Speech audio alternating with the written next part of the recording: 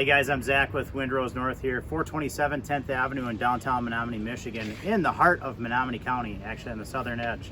But I've got a lot of questions, and I've also made a lot of observations on how to properly tie down a kayak.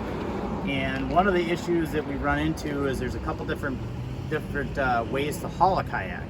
I'm going to show you the one where we're using a flat crossbar today, but you'll notice there's other options where you could do a J cradle or you could do a saddle, and I'll try to show you those in a later video. But today we are on top of a Malone trailer. We've got a bona fide sit stand 10'7" kayak, and we want to haul it from here to there. So how we're going to do it is, number one, get the right sort of strap for the job. A lot of people like to use ratchet straps. They're readily available at hardware stores. They will actually void the warranty on any major brand kayak if you use a ratchet strap, so don't do that. What we're using today, and what I recommend and what I love to use, is the Yakima heavy duty straps. These are available at windrosenorth.com. You'll notice on the buckle end, it's got a rubber overlay on the buckle. You'll notice that the buckle itself is a knurled buckle, so you can see that knurl means it's got like little grooves right there, and it's a spring-loaded knurl. So what's going to happen is the buckle end is going to take the receiver end, which is a tag end, and I'm going to show you how that's done to make it nice and secure so you can go, you know, the speed limit down your favorite highway. Okay, here we go. All right, what we're going to do is take this buckle and we're going to drop it over the crossbar of the trailer. So I know I'm not the skinniest person in the world, so hopefully you can follow along. Here we go. Just that easy. So you can see the buckle is over the crossbar. What I'm going to do now, I'm going to grab the buckle and I'm going to walk towards the tag end of the strap. Strap sizes, you can do different strap sizes, 9 feet, 16 feet, whatever the application you feel comfortable with. But this one's a fairly short strap, probably designed for more of a sea kayak application. But we'll make it work for this video. So now I've got the buckle in my hand, I've got the tag end in my hand, and I'm going to take both ends and go over the kayak, just like this.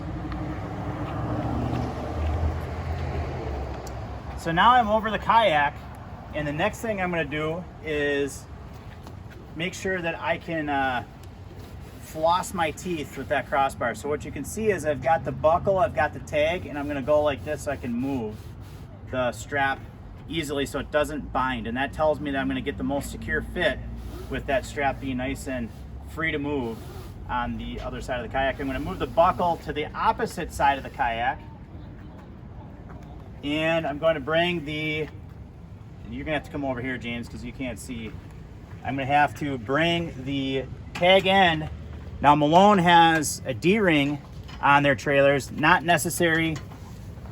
I'll show you on a car application how this would be a little bit different. You can also go right around the crossbar itself, but you have to be careful with it slipping off the rail. Now I've got the tag end in my hand, got the buckle in my hand. I'm going to go ahead and put the tag end through the bottom of the buckle. I'm going to grab the point and I'm going to pull. So in a general sense, this is what you need to see, and I have very little to no twists in the strap itself.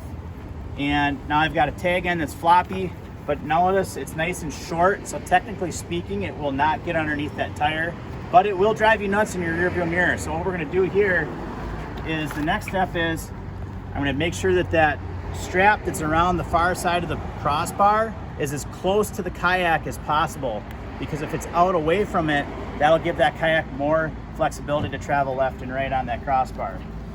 James, how does that look? We're kind of right in line, so you can see we're making basically a 90-degree angle with that strap to the sidewall, the freeboard side of that kayak. So I'm going to go ahead and pull that strap tight.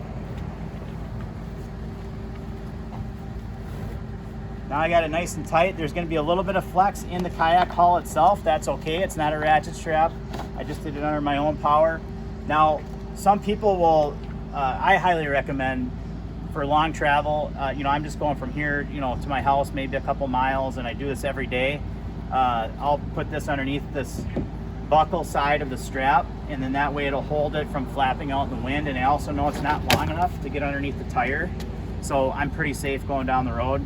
But what I would also recommend for you guys, because you might have a longer strap, is to get it nice and tight to the buckle and then put some Velcro or a zip tie around it. Then you know darn sure, don't try to tie any fancy knots or anything like that. It's just gonna come undone.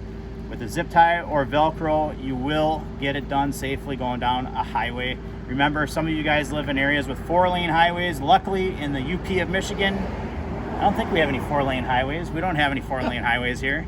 So we're a little safer, but people still drive fast. Use a zip tie if you don't do this every day. That's it. Thanks for watching.